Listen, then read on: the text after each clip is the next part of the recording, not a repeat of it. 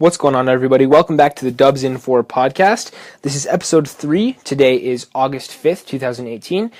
And today we are going to be talking about the NBA over-under win totals that were recently released.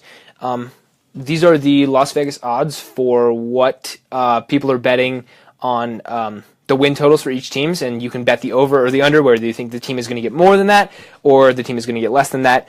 And so basically we can predict what Vegas thinks is going to be the standings and the playoff seedings and the matchups going into next year. So we have all of these win totals for all the teams. So we're just going to be going over these teams pretty quickly. Don't want to drag this out for too long, but we're going to go in order of most wins to least wins. And we're going to go Eastern Conference first and then Western Conference. So we're going to get right into it. We're going to start with the Eastern Conference. And the projection is for the Boston Celtics to have the number 1 seed. And the projection has them winning 57.5 games. Okay, well, that makes sense, I guess. Having the Celtics as the number 1 seed, they were the best team in the East last year. They were the number 1 seed. Actually, they weren't. I lied. They were number 2. The Raptors were number 1. But the Celtics, even with the loss of Gordon Hayward in the first game of the year, Kyrie Irving missed a lot of games, missed all the postseason, actually. Celtics were still able to put together a really good season last year, and another year with their young core having, another year of experience. Jason Tatum, Jaylen Brown, Terry Rozier, even all these players getting more and more experienced, and they will have Hayward back from injury, Kyrie Irving back from injury. So it would only make sense that this team would be the team to beat in the Eastern Conference, and they're listed at 57 wins, which I think makes a lot of sense for them. Given the weaker competition of the East, they'll probably get more wins than they would in the West. I mean, of course they will, but it makes sense to have them at the 1 seed. You could argue, but we'll get to that in a second. Projected they have Philadelphia at the number 2 seed, the 76ers. This has them winning 54.5 games.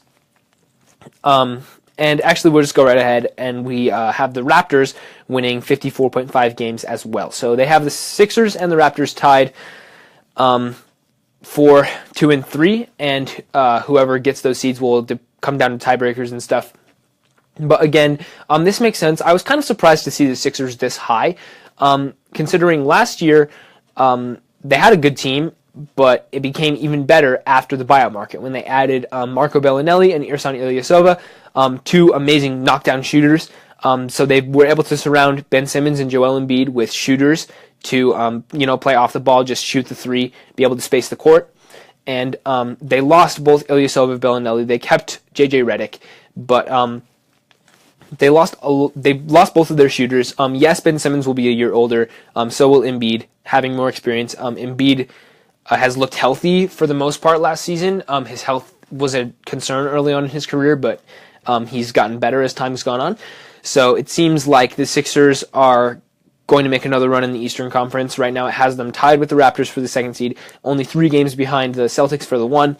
I would probably put Toronto above the Sixers, but again, that comes down to what the schedule looks like, how many games back-to-backs, on road trips, stuff like that.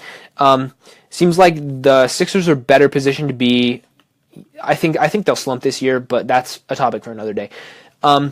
Raptors, of course, added Kawhi Leonard. This team is probably one of the toughest to predict in the Eastern Conference. Will Kawhi be engaged and focused and wanting to win? Will he be, healthy, the same player that he was last year? Or not last year, but the year before when he was healthy. He's only played 9 games last year, and they were pretty inconsequential. He didn't really look all the way back to himself.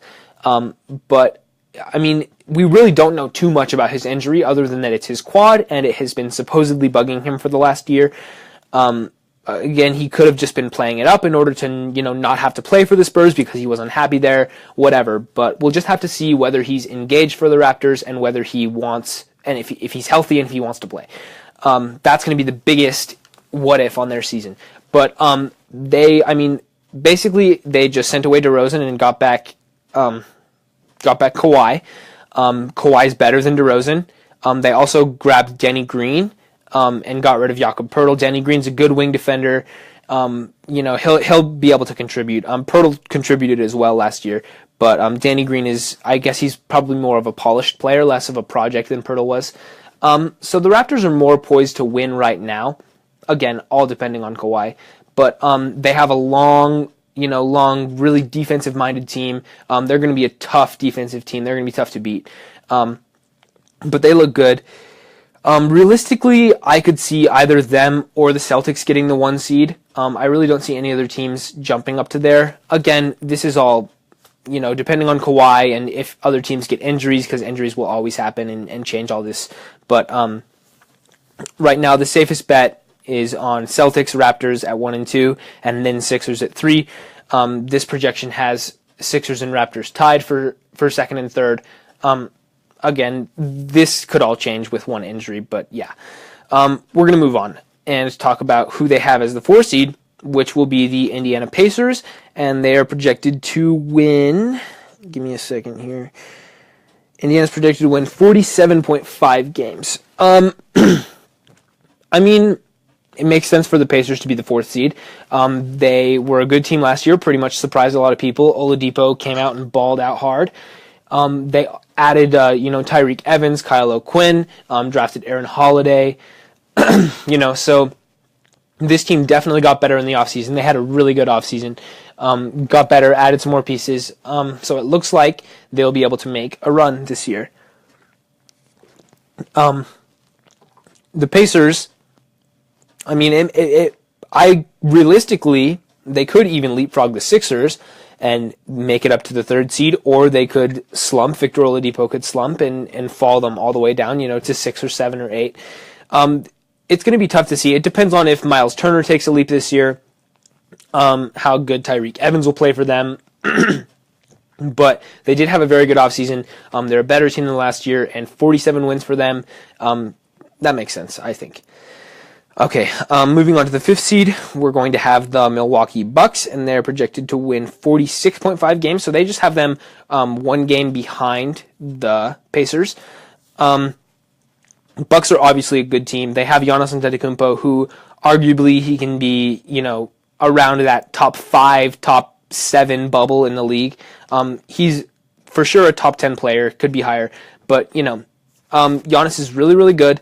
You also have Chris Middleton, who is a nice complementary piece. Eric Bledsoe, Malcolm Brogdon, Thon Maker. He's not great, but he's okay. They added Brook Lopez, and I think he'll be a big addition for them. They've been missing a center, and Lopez is, he's one of the better centers in the league. He's above average. He'll have to shoot a 3 though, which he has been doing recently. But again, so the Bucks looking like.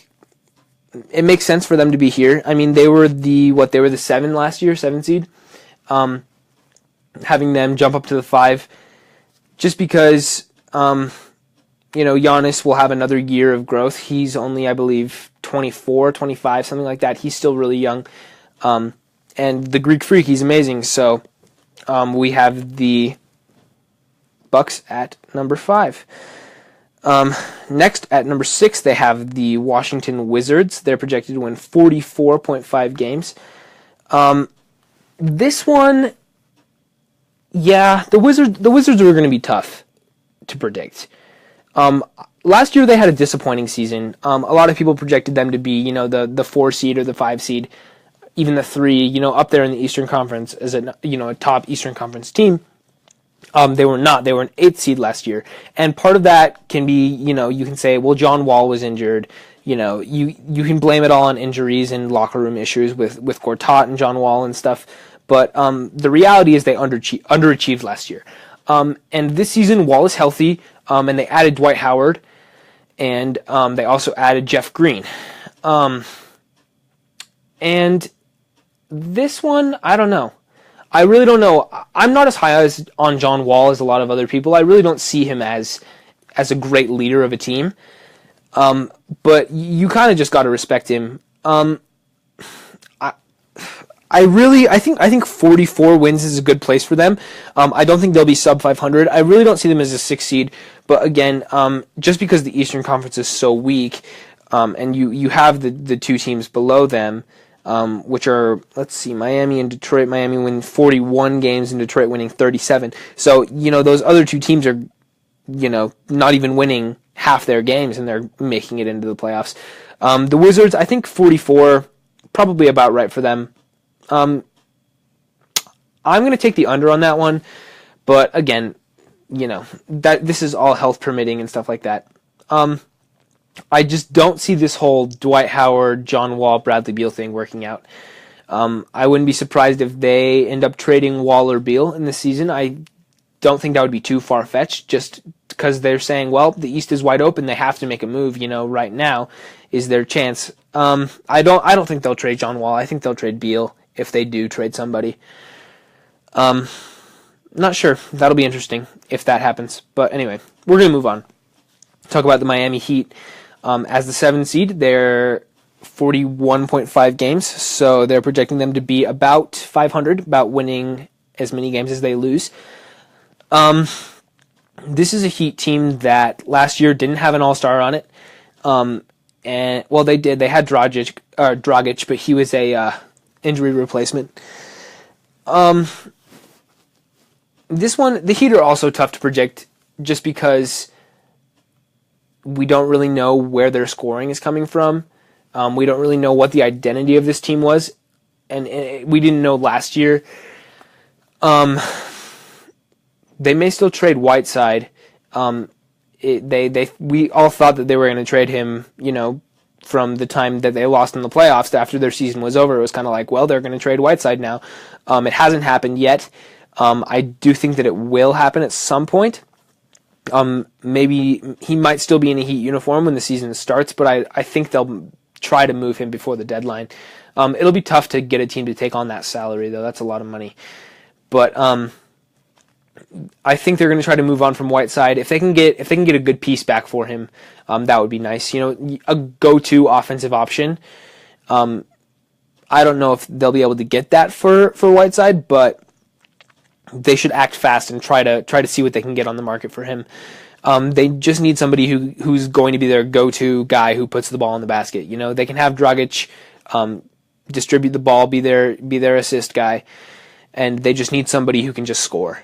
And I'm not really sure who that would be, but right now the Heat at the 7 seed, sure, and sure.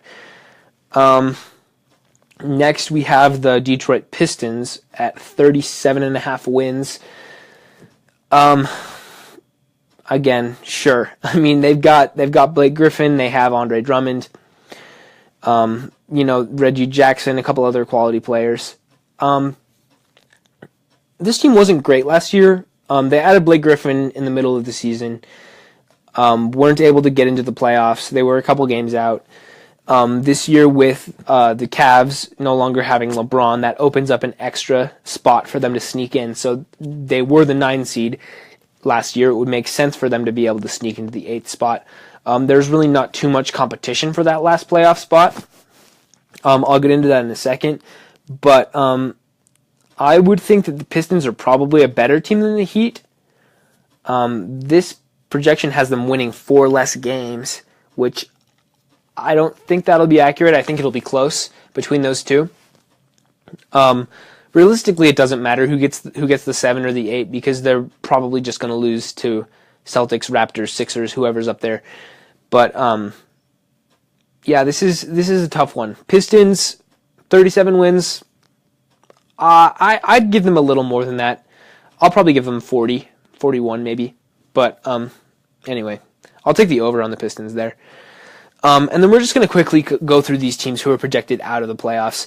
Hornets, yeah, I mean, they're okay. They just have so many bad contracts. They kind of just have to wait it out.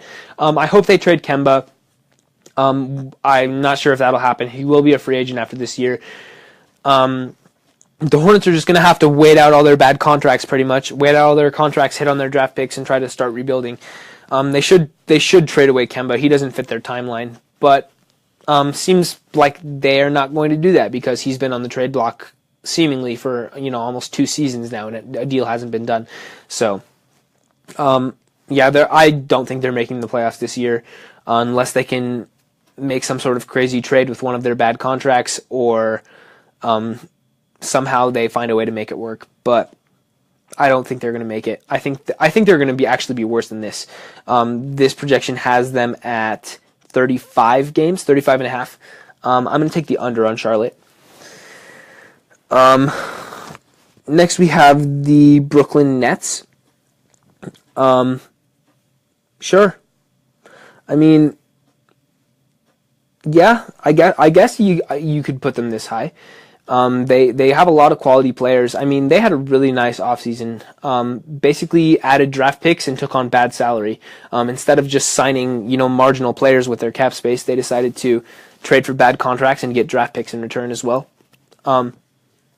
So, they've got Spencer Dinwiddie, Jarrett Allen. They drafted a couple, young European guys. They didn't have a high pick this year, but guess what? Next year they have their pick, finally. After that terrible Billy King trade a couple years ago, Sean Marks has kind of turned them around. So it looks like they're going to be able to be a lot better this season. They actually surprised a lot of people last year. A lot of people thought that they would be really bad, and they were not really bad. I mean, they're an okay team. I don't think their playoffs good. This projection has them 32 wins. I'd say that's about right for Brooklyn. If I had to pick, I'll take the over, but I'd probably put them right about there. Orlando Magic next, projected at 31.5. I really don't see that for them. Mo Bamba will be good. I really like that pick. I hope they don't ruin him because they always ruin their players. But I hope they don't ruin Mo Bamba. Aaron Gordon's back. They don't have Hazonia anymore. Jonathan Isaac will hopefully be healthy. I just don't see how this team is that much better than last year. Bamba's good, but I don't know if he'll give them that many wins. We're just going to move on. Cleveland Cavaliers, projected at 30 and a half games. I mean, this one will be interesting to see. If Kevin Love returns to Timberwolves days, they could be all right. This team was built around LeBron James, and they gave him, all the players that would help him succeed. And now that LeBron is no longer there, it's kind of left a shell of a roster with a lot of these players would probably be worse off because they're not playing with LeBron. All these shooters, guys like J.R. Smith, Kyle Korver, even Tristan Thompson, all these guys were kind of elevated by playing with LeBron, and it'll be interesting to see how they fare without him on the team. Kevin Love could do some damage, though. This is a team that I think will be better than a lot of people say. I'm not sure how much better, but I think they're better than the Magic, that's for sure. I don't think that we should have the Magic ahead of them. But anyway, we're going to move on. Next, they have the New York Knicks, and they are projected at 29.5 games, so just one game worse than the Cavs. This one, I'm actually going to take the under for sure on the Knicks, just because Kristaps Porzingis will be hurt for the first half of the season, if not more. Tore his ACL, and I think it was February. So that's about a year of recovery time, so he'll be out until at least January. He probably won't come back till after Christmas. And they are going to be bad until then. They do have Kevin Knox, and he looks really good in Summer League, but he's not a type of guy who's going to, go out and win you a game. He's still a rookie, give him some time. But he did look really good, but I don't think he's going to be worth a lot to them in terms of wins this year. So until Kristaps comes back, they're going to be terrible. And even after he does come back, they're still not a great team. So, Knicks, I think they're definitely one of the worst teams in the conference. Next, they have the Chicago Bulls. The Bulls are projected at 27.5. I think that's a little low for them, actually. Adding Jabari Parker, drafted Wendell Carter. That's going to be a nice lineup. Brought back Zach LaVine, Chris Dunn. This is, they're an okay team. They're actually, a lot of these young players getting a year better. Healthy Jabari Parker. I think they're going to be fun to watch this year. I don't think they're bottom 2 in the East bad for sure. I think they're, they're better than that. Anyway, I'm going to take the over on the Bulls. Next, we have the Atlanta Hawks as the worst team in the Eastern Conference, predicted at 23.5 games. Sure. I mean, this all depends on Trae Young. I do think they had a pretty nice offseason. They landed Jeremy Lin in a trade, so he's going to probably back up Trae Young. If they put Trae Young on the bench and make Trae Young try to come off the bench, I'm going to throw hands for real. Hawks, you better start Trae. I'm telling you, you better start Trae. These young point guards, you got to get their development early, and he needs those minutes for sure. So hopefully they will have a brain and bring Jeremy Lin off the bench and start Trae Young. But they added Alex Len, Omari Spellman, Kevin Huerter. They had 3 first-round picks, so they still have John Collins, Taurean Prince. They've got a nice young core. In a couple of years, they're going to be really good. They've got these nice young pieces. But this year, obviously, they're not a great team. I don't know where I want to put them. 23 wins, that's pretty low. It's a lot lower than any other team in the conference.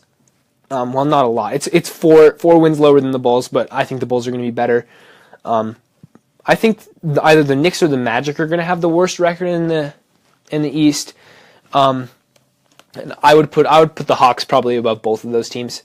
But anyway, I'm going to take the over on the Hawks. So I guess we're just going to go through that conference again, and I will tell you whether I'm taking the over or the under on these win totals. Boston 57.5. I'm going to take this one's tough. We're starting right off the bat with these tough questions. I'm going to take the over on them.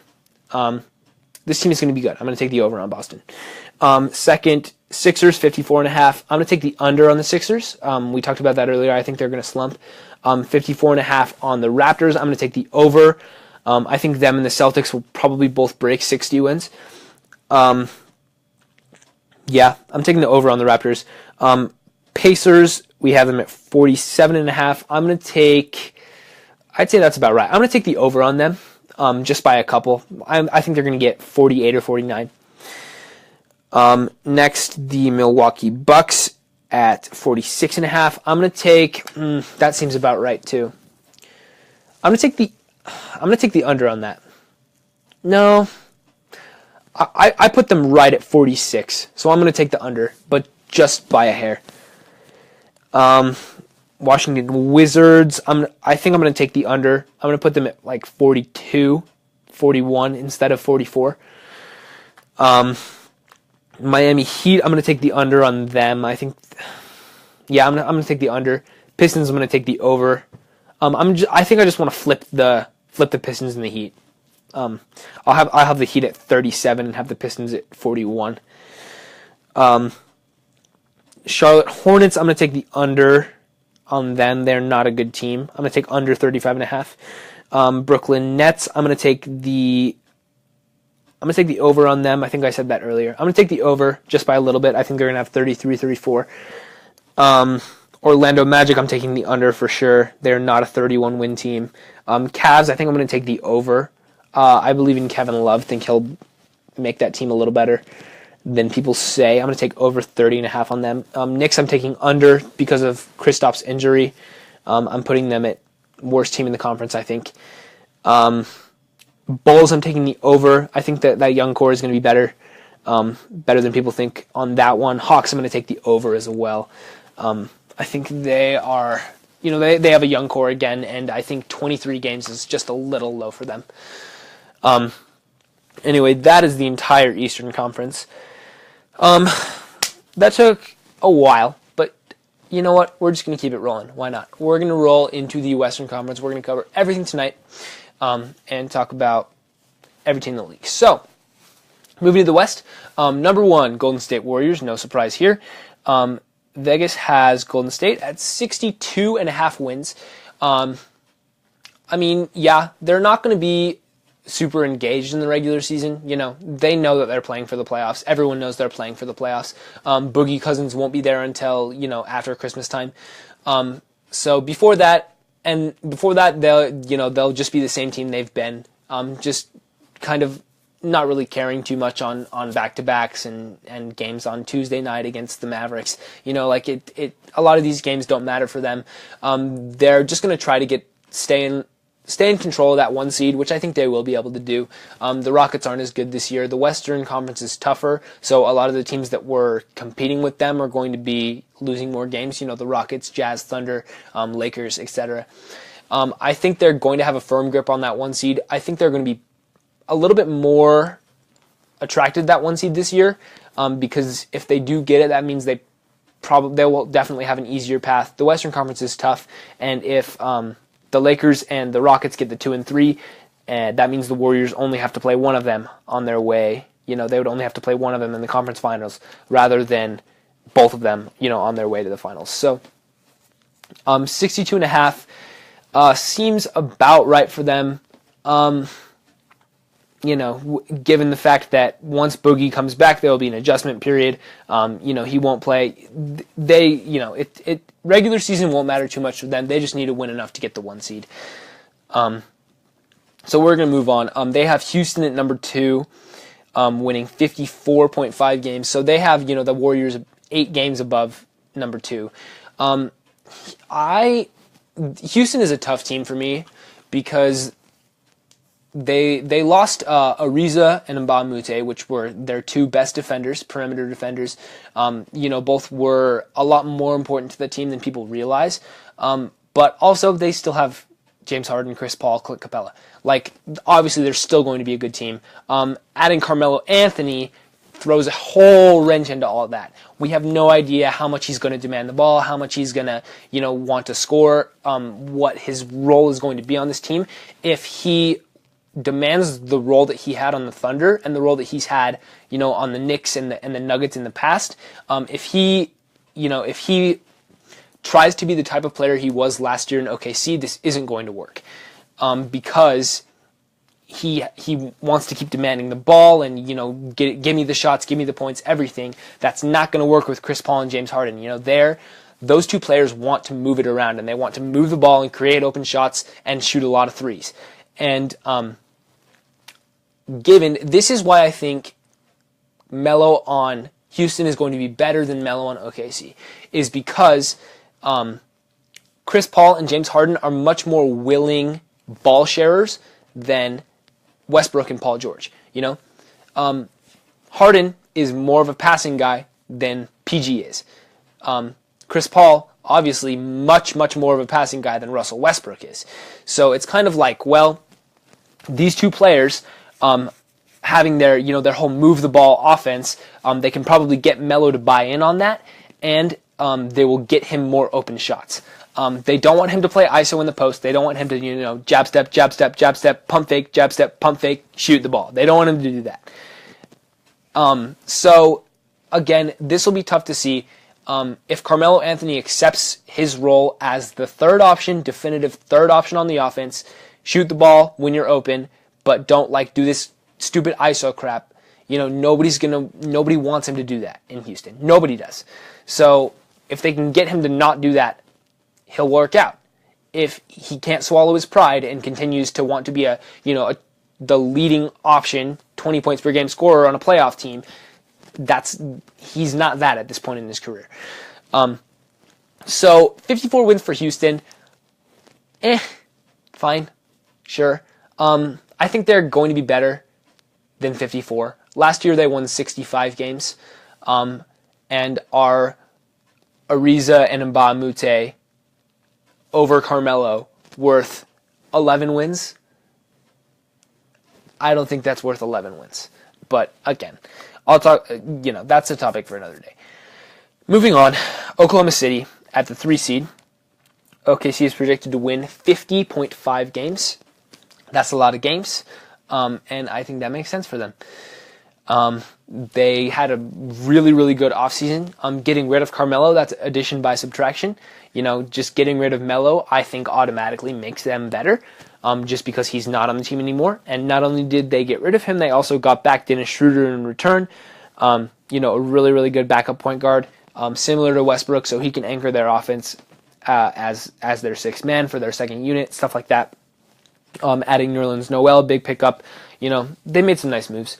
I think they're better than they were last year for sure. Westbrook and Paul George will have a chance to work together without having Melo in their way, sort of, because Carmelo was kind of, with his demanding the ball and trying to score and stuff, he was kind of getting in the way of the chemistry between Westbrook and George. And this year, I think they'll be able to develop that a little more and be able to play together more effectively. 50.5 wins. I'd say that's about right for them as the 3 seed. At the 4, they have the Los Angeles Lakers. 48.5. Sure. I mean, this one will be tough as well. For me, the way that I like to think about this team is people are like, some projections have them out of the playoffs and, as not a great team. But think about it this way, right? This is LeBron James' team now. Last year, his team in Cleveland didn't have a great supporting cast. They were the 4 seed, went all the way to the finals, got swept by Golden State, right? That team had Kevin Love on it, who was another all-star. That's more than the Lakers have right now. But everything else was not nearly as good as what the Lakers have. They have Lonzo Ball, Brandon Ingram, Kyle Kuzma, Josh Hart. They also added Rondo, Stevenson, JaVale McGee, Michael Beasley. That's a good team. They have that young core, those 4 young guys, and veterans who can play on 1-year deals. What the Lakers did makes perfect sense. They found people who can play with LeBron James. The only problem is their lack of 3-point shooting, but we'll get to that. The Lakers have built a team around LeBron James that is better than the team he had last year in Cleveland. And people who think that this team is worse, they don't know what they're talking about. This is a better team than what he had last year. Despite not having another all-star, overall, the quality of this team is a lot better and a lot deeper than the team he dragged all the way to the finals in Cleveland last year. So, 48 wins? Sure. I mean, in the Western Conference, it's going to be tougher for them, and LeBron normally just kind of sleepwalks through the regular season, kind of like, any good team will do that, because they know they're playing for the playoffs. He's going to have to play for a seed this year. He knew that when he went to the West. He knows that he's going to have to play for seeding. That makes sense. But again, 48 wins. The only problem would be a lack of 3-point shooting.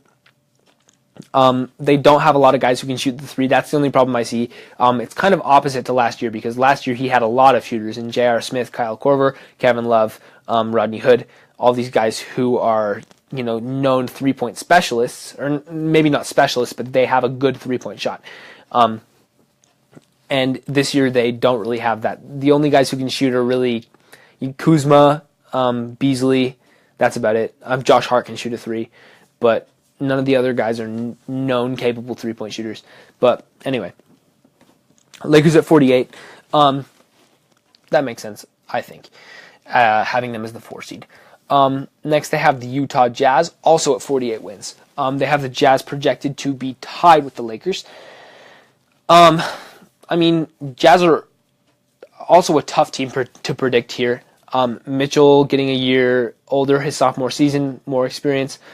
Basically, in their offseason, they didn't really do much. They brought back Favors, drafted Grayson Allen, and let go of Jerebko. I'm pretty sure those are their only moves. The team is pretty much exactly the same as it was last year, except Allen instead of Jerebko. And I'd say that's probably an upgrade right now. But we'll have to see. Allen can score the ball, that's for sure. This team is just, they've just got another year to gel, having Mitchell as their number 1 offensive option. Their weakness here is not having a second option to score the ball. Mitchell's their go-to scorer, but really nobody else on that team is like super offensive minded. A lot of those guys are really, really good defenders, really good passers. But Mitchell's their only guy who's really known to get buckets. So we'll have to see. I think having them about the same as the Lakers, that makes sense. These Western Conference standings, pretty much any team 3 through 10 could be anywhere, realistically. All these teams that are stuck in the middle are kind of like, well, you could miss the playoffs or you could be the 3 seed. It's kind of like how last season was. The Trailblazers were only like a game or two ahead of everybody else. They were only like 3 games ahead of the Nuggets, who were 9th. So it's like, well, it really could go anyway. But yeah, we're going to move on. Talk about who they have after Utah. At the 6th, they have the Denver Nuggets at 47.5 wins, just 1 game below. Like I said, this is going to be close. It's going to be tough. Nuggets had a really good offseason. They were able to re-sign Will Barton. They got rid of Wilson Chandler and signed Isaiah Thomas. Got rid of a lot of their bad contracts and brought back their guys and they have Isaiah on minimum deals. So Nuggets, good team. They were that close to making the playoffs last year. It all came down to the final game of the season against the T-Wolves. They weren't able to get it done, but all their young guys, another year of experience. Isaiah Thomas off the bench. Millsap will be healthy this time. So Nuggets are a good team. 47, sure. Next, they have the New Orleans Pelicans. Pelicans predicted at 45.5, so 2 games below the Nuggets. Here, this one I think is a little high. They lost Boogie Cousins, but some people think that they were better without him. They've added Julius Randle and Elfrid Payton, and they also lost Rondo. So this will be a different team than it was last year. I think Rondo was hugely important to them. I think they're going to miss Rajon Rondo a lot this year. Elfrid Payton is good, but he's not the same type of player that Rondo is. Rondo is a huge assist guy, and having him as your point guard with Anthony Davis down low, that's a huge deal. And Elfrid Payton is not that. I think out of anybody, I think this team is one of the most at risk to miss the playoffs. But that one, I don't know. That's tough. Realistically, this could go to anybody. I think the Pelicans are probably my least liked out of all these teams in here. I think they're probably the worst out of all these teams, 3 through 10. We'll get to the other one that I think we'll miss in a second. But next we have the Minnesota Timberwolves.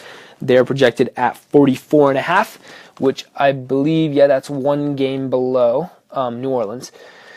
So, again, super close here in the middle. Timberwolves have Jimmy Butler, Karl Anthony Towns. Jimmy Butler missed a lot of games last year because of a meniscus injury, I believe, but he'll be back healthy. They're a really similar team to last year. They lost Bielitsa. They also signed Anthony Tolliver. So, they're pretty much the same team as they were last season. Will they be better? I don't know. I think so. If they're healthy, they'll be better. And that's if they don't decide to trade Jimmy Butler, given all the rumors we've seen of him being unhappy with the situation, all that sort of thing. But having Jimmy Butler, Karl Anthony Towns, those are 2 great players, and they have good complementary pieces for them. So we'll see what they're able to do.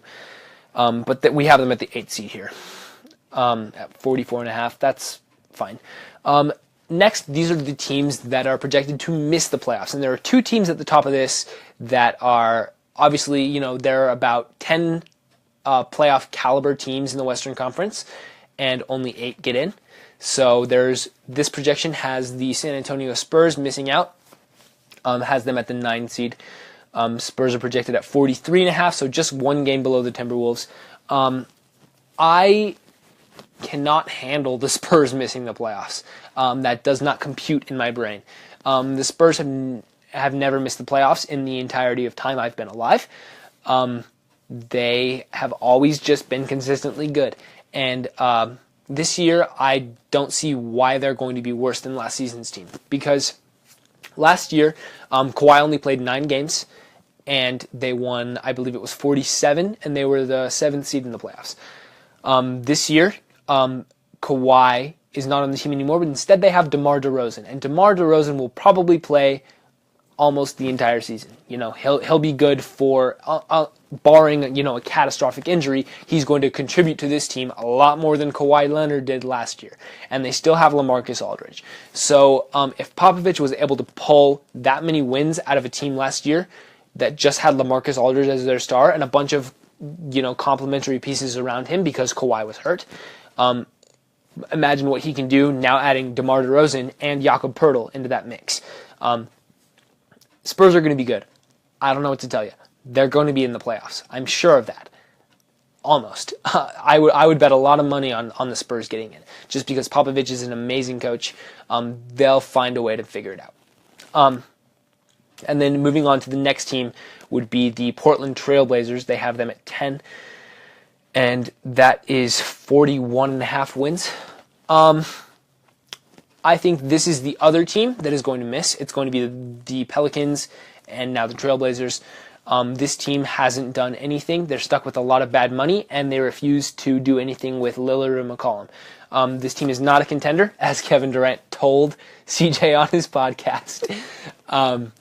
They are just kind of standing pat while everybody else kind of tries to make moves in order to contend. The Trailblazers are just like, we're just going to stay where we are and let whatever happens, happens. And I think that's a mistake, especially in the Western Conference.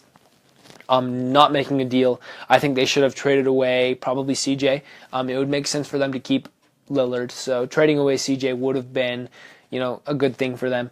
But again, they kind of just kept the same team, and everyone else pretty much got better around them. Yes, they were the 3 seed last year, but I think it was just so close and a lot of close games went their way, and it was kind of like, I don't think they were as good as a lot of the other teams in the Western Conference. Yes, they were the 3. I don't think they were better than the Thunder or the Jazz or the Pelicans. Obviously, they weren't better than the Pelicans because the Pelicans swept them. They were maybe better than the Spurs last year, but the Spurs have DeRozan now. And they were maybe better than the T-Wolves and the Nuggets, but I don't know. I don't think they were a legit 3 seed last year. I think that was kind of a fluke. And I think they're the most likely team to fall out of the playoffs to make way for the Lakers and the Nuggets. So those are the playoff teams in the West. Real quickly, we're going to go, well, not the playoff teams, but the playoff contenders. Now we're going to go over the bottom teams in the conference, the bottom 5. Next, we have the LA Clippers, projected at 35.5 games. I don't really know where these wins are coming from, if I'm being honest. Lou Williams winning you 35 games is not going to happen. They no longer have DeAndre Jordan. Chris Paul, Blake Griffin, everybody's gone. This team, they have Shai Gilgeous-Alexander now, Jerome Robinson, a couple draft picks, but they added Gortat in a traded away Austin Rivers. This team is just a bunch of weird old veterans who are okay. I don't really know what to make of them. They have no superstar. They have no high lottery pick that's going. I mean, Gilgeous-Alexander, he was a lottery pick, but he wasn't top 10. So it's like, who does this team really have that's going to win them that many games? Lou Williams is good, but he's not going to win you 35 games. I think I'm going to take the under on the Clippers, but yeah. Next, they have the Dallas Mavericks, and they're projected at 34.5 games. So just get one game worse than the Clippers. Mavericks are going to be tough to evaluate for me. It'll depend on how well Doncic translates to the NBA. They have DeAndre now. So DeAndre, Doncic, still Dirk Nowitzki, Harrison Barnes, Dennis Smith Jr. with another year of NBA experience. This will be a really intriguing team. I think they could surprise a lot of people. 34 games, I mean, the West is obviously really tough. You can't take a night off. So I don't think they're going to win more than this. I think they're going to be a good team that doesn't win a lot of games, if that makes sense. I don't know. Somebody has to lose games in the West, and it's not going to be any of those top 10. So these lower teams are going to have to take all those losses. Anyway, we're going to move on, talk about the Memphis Grizzlies. at the next spot. They're projected at 34.5, so that is the same as the Mavericks. I mean, they're kind of similar to the Mavericks, actually. I think those teams are both about as good as each other. Memphis is different. They have Jaren Jackson Jr., Marc Gasol if he's healthy, Mike Conley if he's healthy. This team could be good. Obviously, they were really bad last year, but that was because they had injuries and they were trying to lose. Depends on if they try to lose again this year. They might try to tank and get a high draft pick again. Or they might decide, hey, give these guys, one more run at accomplishing something. Give Marc Gasol one more chance. I don't think they'll trade him. He's too much a part of their franchise for them to trade him away. But anyway, I guess 34 makes sense for them. And then we're going to move on to the bottom two. Phoenix at 28.5. That's a pretty big drop off. 6 games behind the Grizzlies and the Mavericks there. Suns, sure. I mean, they got Ariza. They drafted Mikal Bridges and, of course, DeAndre Ayton with the number 1 overall pick. This team is going to be better than last season for sure. They have Devin Booker, Josh Jackson, gotten a year older, 2 top 10 draft picks. Ariza is a good player. But again, we'll just have to see how all this works out. They're going to be a good team, but again, somebody has to lose games in the West, and it's probably going to be them. So 28, sure. And then we're going to move on to the worst team in the Western Conference, the Sacramento Kings, and they are projected at 25.5 wins. I think they're going to be bad. I think they're going to be worse than this. They have Bagley, but other than that, there is nobody good on this roster. Like De'Aaron Fox was their pick last year. He'll be okay. Bagley will be good. Everybody else is doo-doo butter. They're bad. Kings are bad. We know this. I think they're going to be, winning like in the 10s, like between 10 and 20 games. I don't think they're going to break 20 wins. That's just me. I think they're clearly the worst team in the league. Anyway, so we're just going to go over the over or the under for the Western Conference teams. Golden State Warriors, 62.5 wins. I am taking the over. No, that is not just because I'm a Warriors fan. I do think they will care a little bit more about the regular season given the threat of the Lakers and Houston now. They have 2 teams that they legitimately need to be worried about in the playoffs, so that 1 seed will be a lot more valuable to them. So I have the Warriors winning about 65, 66. It just depends on how engaged they are and how the transition with Boogie Cousins goes. But, that's the Warriors. We know they're going to be the best team. It just depends on by how much. Next, we have Houston, 54.5. I'm taking the over on Houston. I don't think Ariza and Mbah Moute over Carmelo are worth 11 wins. I would give Houston a little bit more than that. Next, OKC, 50.5. I'm going to put that right about there for them. I'm going to give them about 51. I'm going to say the over by just a little bit. I think that's about right on. Next, we have the LA Lakers at 48. I'm going to take this one I think is about right on too. I'm going to take the over just by a little bit. I'm going to take 49 for them. 49, maybe 50. But, we're going to put them right about with OKC, right up there. Utah Jazz, I'm going to take the under by a little bit. I'm going to give them 48, maybe 47. I still think they're the 5th seed. I think they're about this good. But this seems about right. I'm going to take 48 on them, just slightly the under. Denver Nuggets, I'm going to take the under again, but just slightly. I think this is about right for them. I'm going to put them at 47 or 46. I'm going to say 46 on the Nuggets. Pelicans, I'm taking the under on them for sure. I think they're going to miss the playoffs. I'm taking the under on the Pelicans. I don't think they'll be sub 500. I think they'll be about 42, maybe 43, but I think they're going to be on the outside. Minnesota, I have to actually double check their total here, 44.5. I'm going to take them. I'm going to take the over. I'm going to take 45. I'm going to take 45 on the T-Wolves. I think they're the 7 seed, probably 7 or 8. Anyway, I'm going to take the over just by a little bit on Minnesota. After them, we have the Spurs. I'm taking the over. I think they're in the playoffs for sure. I'm taking the over on their projected 43.5. I'm taking the over for sure. I'm going to put them at about 45, about the same as the Timberwolves, maybe a little more. I'll probably have them at the 7 seed, maybe the 6. I'm going to put them at 46 wins. I'm taking the over for sure on the Spurs. Trailblazers, what's their projected? 41. I think they're going to be out of the playoffs. I think 41 is about right for them. I'm going to take either 42 or 41. So I guess that's about right where I have them. I'm going to put them at 41. I'm going to take the under on the Blazers. Under by a little bit. Clippers, I'm going to take the under for sure. I think they're going to be second worst team in the conference, maybe third. I think they're going to be worse than the Mavericks and the Grizzlies for sure. I'm going to put them barely ahead of the Suns and the Kings. But I'm going to take the under on the Clippers.